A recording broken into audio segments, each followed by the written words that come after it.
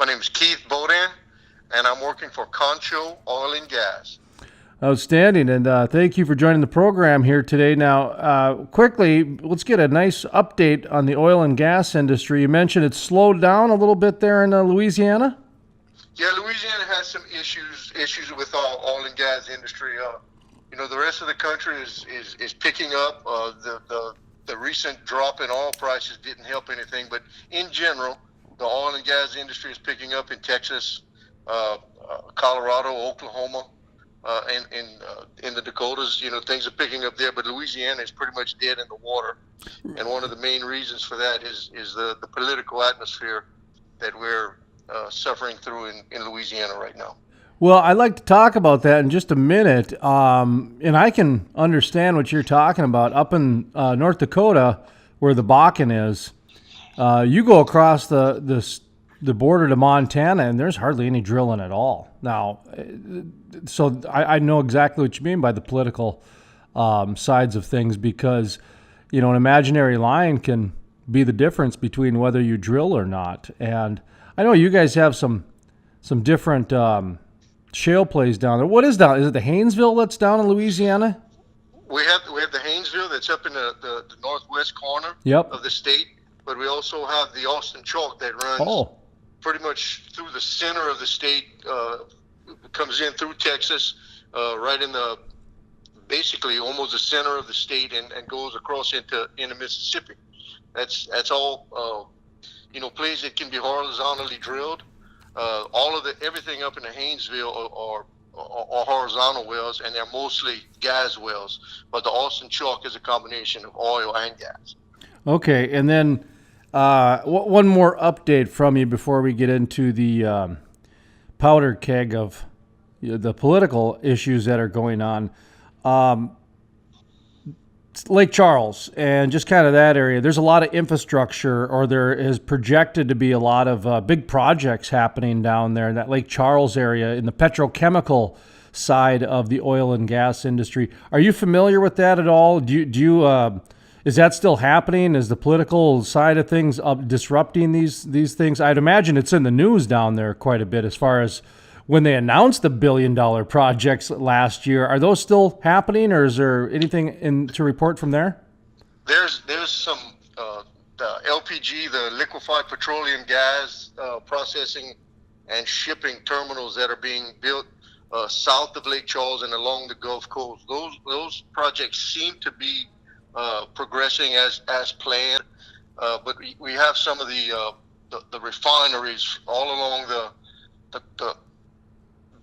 south section of Louisiana, from Baton Rouge all the way to Lake Charles, and those things are getting caught up in some politics, where some of the tax incentives that were promised to these companies years ago and have always been part of the part that attracted some of these businesses to Louisiana. We work with them to give them a tax break while they were building the plants. When they increased the size of the plants, Louisiana gave them a tax break, and some of those tax breaks are now being withheld. They're not giving them. And Exxon can build a plant in Louisiana, or it can build it in Texas just as easy.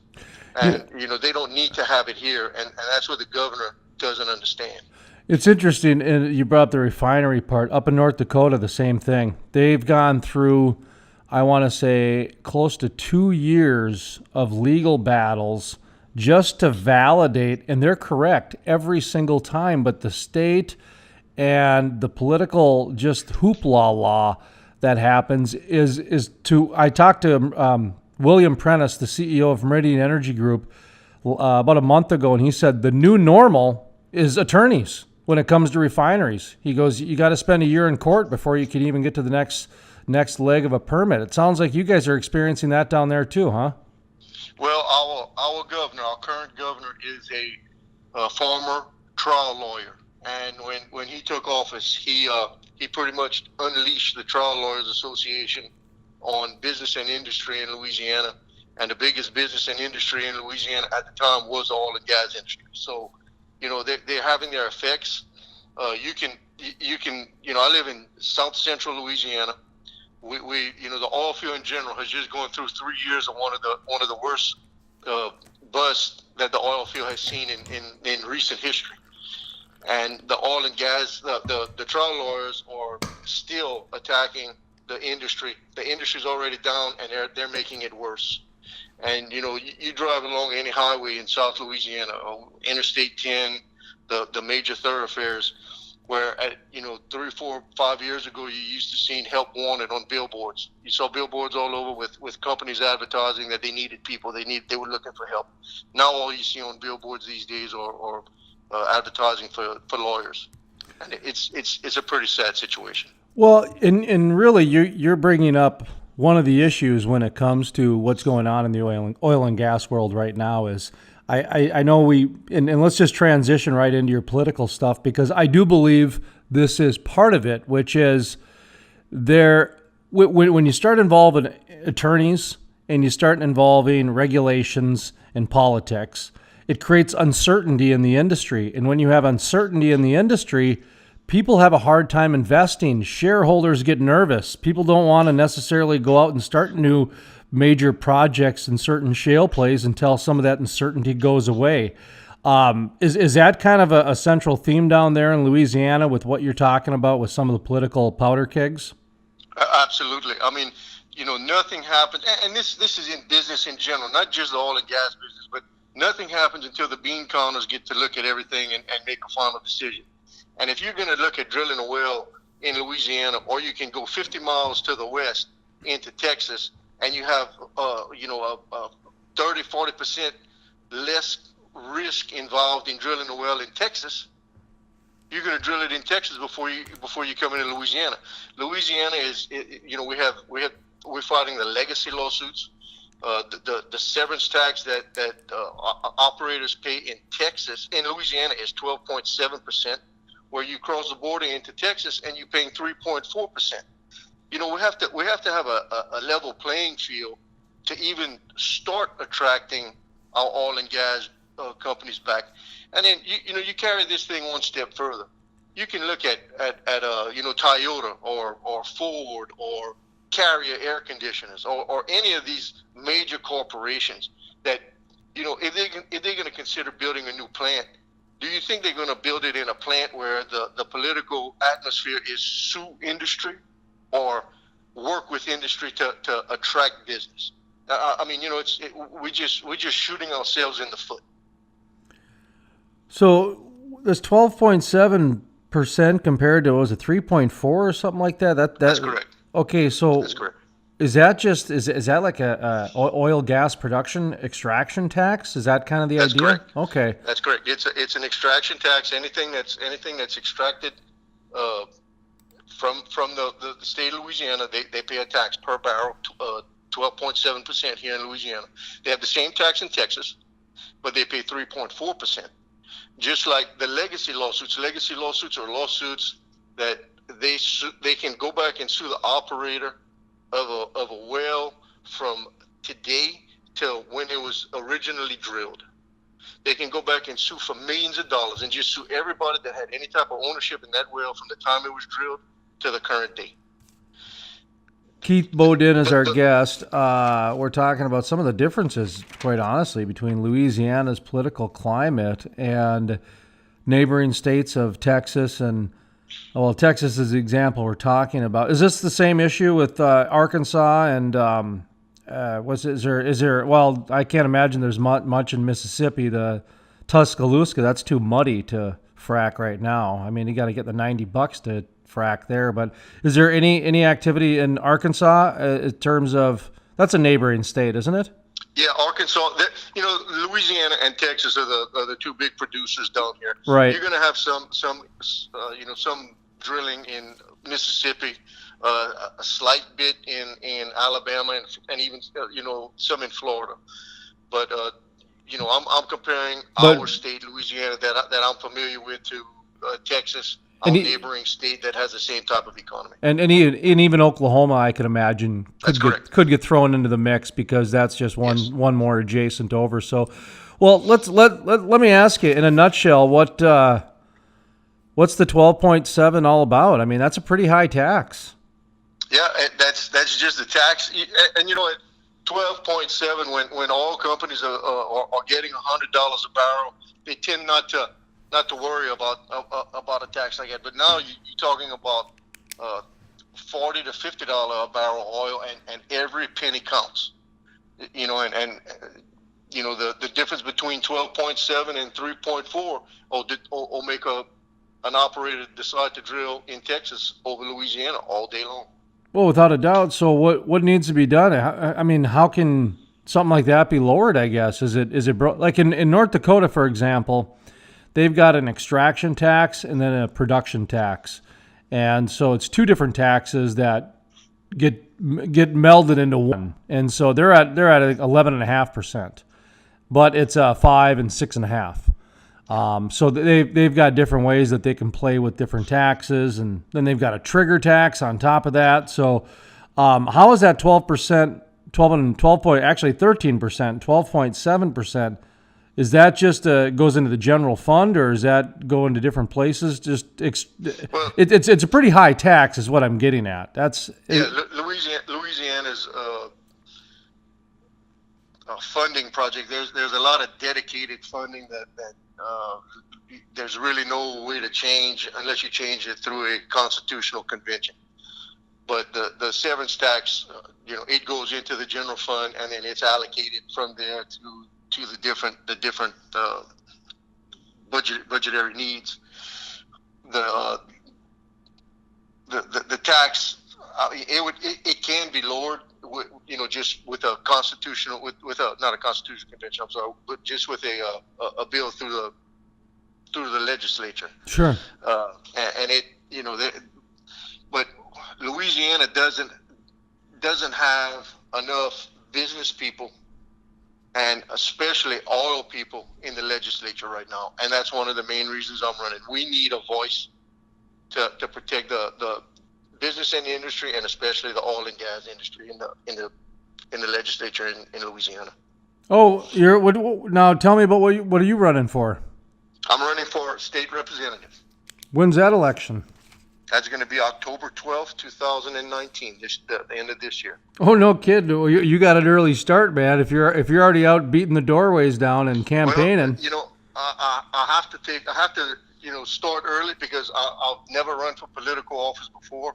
I'm not a career politician. This is a new thing for me. It's the first time that I get out there and start talking to the people on a political basis. But I just can't sit back and watch it happen and not do something about it. Well, I know what you mean. I mean, one of the things that we do on the program is we try to point out that, the oil and gas industry has really done quite a bit for the economy. It's done quite a bit for communities. It's done quite a bit for governments in order to expand and do a lot of different things. And then they turn around and they continue to donate back to their local charities and governments and social services that a lot of times a lot of businesses do not donate to. So I guess I look at what's happening in a lot of state political, I guess, rooms, whether it be the state capitals or whatever. It just seems like in these oil and gas producing states, it's pretty easy to pick on the oil and gas companies to try to get more money from them. And that's what I was asking about that 12.7, because in North Dakota, 50% of their tax revenue is reliant on 2 oil and gas taxes. Think about that.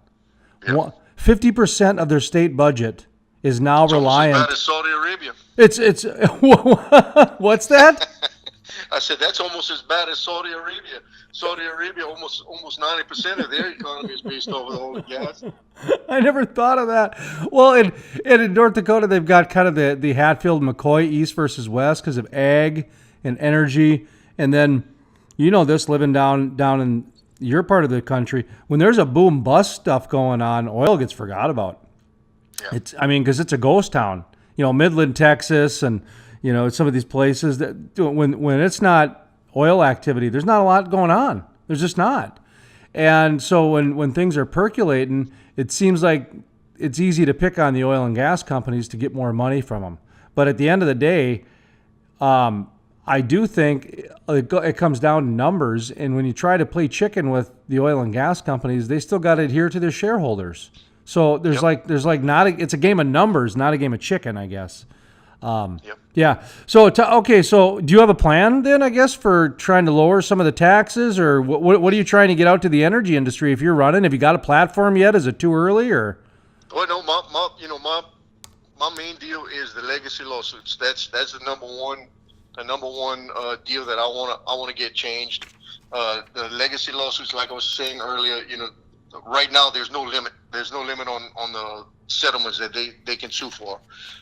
Texas, and I use Texas a lot because it's our neighboring state. We're both big oil states, and Texas limits the amount that the lawsuit can be filed for the value of the property. So you can't, if the property is worth $20,000, you can't sue for $200 million. You can only sue for $20,000. It makes it justifiable because if there was an issue, you paying for the property, you paying for the value of the property, so the landowner comes out whole. The other thing would be the severance tax, and I'm not sure if you're familiar, but Louisiana has a coastal erosion problem, and the government, the current governor, is they're trying to put everything on the oil and gas industry for our coastal erosion problems, and it's a back and forth deal with the coastal erosion. I'm sure the oil and gas industry, the canals dug in the marsh did play a part, but the biggest contributor to our coastal erosion was when the Corps of Engineers built the levees along the river systems in South Louisiana and prevented the natural flooding through the years to replenish the sediment in the marsh area, and that's the key to coastal erosion. Did the oil field, the oil industry play a part in it? Yes, probably did, but it was a very minor part. And that's the three things that are killing the oil and gas industry: coastal erosion lawsuits, the legacy lawsuits, and the severance tax difference that we pay over neighboring states. That's the things that I'm going after. But I'm going after more things than just oil and gas issues. I'm a true conservative. I want to attract oil and gas business, but I want to attract all business.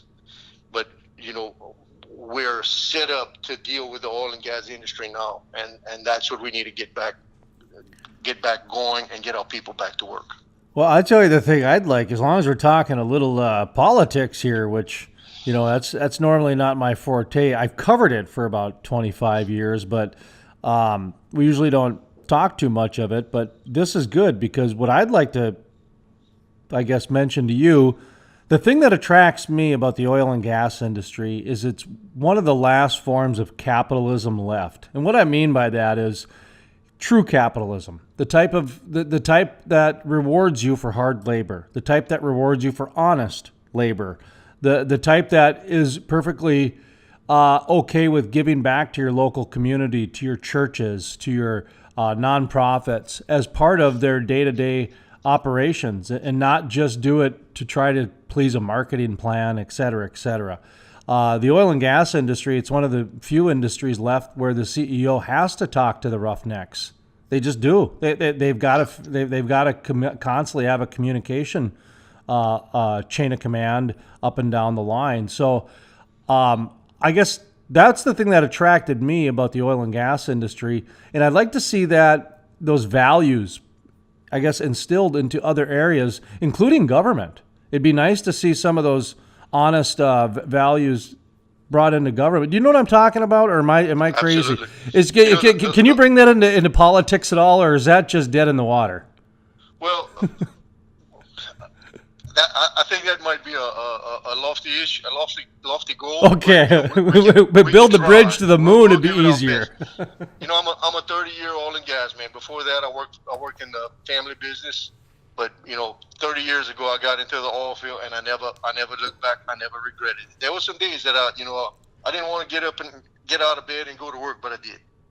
And it's a brotherhood. I mean, I'm still talking to and friends with people that I worked with 30 years ago. And it's it's a brotherhood. It's an experience. One of us go down, and everybody knows about it. And it's just, I don't know. I've never worked in any place else that was the people were as accepting of one another as it is in the oil field. I just love it because you got a guy working out on a rig, and he can figure out a new vibrating tube, and he can become a business owner within a matter of a couple weeks. And Yep. and actually the oil and gas company will help them.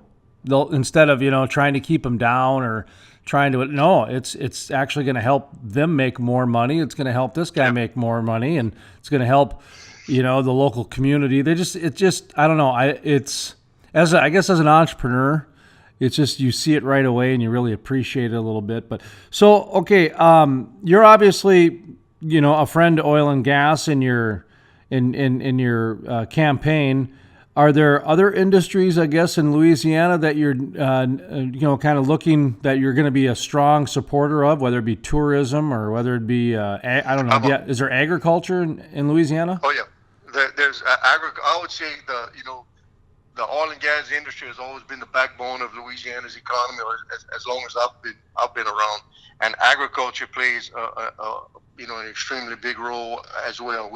South Louisiana is a big sugarcane area. Okay. You start getting further up north, you have a lot of cotton that's grown up north. We have a big timber industry. Our seafood, we have some of the best seafood in the world. We ship Gulf shrimp, crabs. With South Louisiana, if you want crawfish, it's coming out of South Louisiana unless you buy some Chinese stuff. But we have a tremendous seafood industry down here. Like I told you, growing up, I worked in the family business, which was a meat processing business. So I have a background in processing and manufacturing as well. And if it's a business that wants to locate in Louisiana, or an owner that wants, or an entrepreneur that wants to start a new business, I'm behind it. And anything that's going to create jobs and build our tax base without having to raise the taxes on the people, I'm for. More industry means more jobs. More jobs means a better tax base for the state without having to raise the tax rate. Do you got a website or anything that people can check out? Yes, I do. I have a website. It's Baudin, BAUDIN.com. All right. Say, how about your business, your oil and gas business? Talk to me about that a little bit. Give yourself a little bit of a plug, and what you do and what your company does in the oil and gas industry. I'm a drilling consultant. Basically, what I do is I go out to the drilling rigs. Currently, I'm working for Contra Oil and Gas. I'm contracted to Contra Oil and Gas, and I go out on the drilling rig and I just make sure that everything runs efficiently, smoothly. We try and do it as economically as possible and safely as possible. The big thing is always, plan it right, follow your plan, do it safely. Everybody goes home at the end of the job with all their fingers and toes. Yeah, well, I mean, are you seeing more of the sensors and more of I guess some of the remote monitoring equipment installed on rigs more and more, or is it still, a number of guys there? What kind of changes are you seeing from an innovation side, I guess would be the way to phrase a question like that? Well, as all of the majority of the wells being drilled today are all horizontal wells. Right. You're seeing newer technology as far as your mud motors, your bit technology is, they're always improving that. There's a big push towards the rotary steerable tools instead of the mud motor tools, and you're seeing more remote setups, but the remote setups are still kind of in their infancy. If not their infancy, they're still in their toddler stage. But it's going to be down the road 15, 20 years from now, where we have 20 guys on a rig today, you might have 4 or 5 in 15 years, and everything will be run more mechanized and more computer controlled, and you might have one driller, drilling operating 2 or 3 rigs from a remote location somewhere. Well, and that is already starting to happen. It Hmm. was refreshing to hear you say 15 years. I think you're. It's still I'm thinking it might be a little less, but it could be. it's refreshing to hear at least there's at least another generation till it happens, because I think it's not a secret to what you just said. I mean, so some people might be in denial, but it's happening. It's becoming more robotic, and that's for safety. It is. There's directional companies out there that have 2 directional drillers on location and 2 MWD hands on location, and that's a pretty standard setup. But I'm seeing more and more where they're cutting one of the MWD guys out, and the one that's on location will work a day shift, and then the night shift will be handled by some guy at a remote location in town somewhere. And this guy that's watching the remote monitor, he's probably watching 3, maybe 4 different wells. Mm-hmm. And if there's an issue, he gets on the phone and he wakes up the guy that's out on location and they take care of it. But if it's just a normal operation, he just monitors it all night long and they go about their business. I never thought of it from that side of it. Yeah, where you just kind of have a guy monitoring a half a dozen or so different places where there's inactivity going on, but there still needs to be some eyeballs on there, because that's the one thing that the oil and gas industry I don't think will ever get away from is, like you said, just a few guys there all the time, because you always need people there to react and to just there's things. There's some things that a computer won't ever be able to accomplish. Exactly. And it's it'll be fewer things. They'll still need boots on the ground. Well, and the whole reason I bring it up is that there's just a shift in the industry, and so the jobs are not going away. The jobs are shifting. So you're starting to see more, artificial intelligence jobs. You're seeing more engineering jobs. You're seeing more, honestly, guys that can just drive for 4 or 5, 6, 7 hours a day from rig to rig to rig to rig, because that's a job now. And so there's jobs that are becoming more specialized, and then there's jobs that are just requiring, more time. And so it's just I find it exciting. I think, and I've been saying this for years, that my kids' are going to be reading about this time in their history books. I really believe that's how special this oil and gas renaissance is right now in the United States. So, all right, man. Well, I'll give you some final thoughts then. I mean, I don't know if you want to plug your company more, if you want to talk about your campaign, but I like to give guests the final word as we conclude our interview here. So the floor is yours, sir. Well, we covered a lot of topics, and I think they were all good topics. Once again, my website is Baudin, and Baudin is spelled BAUDIN.com.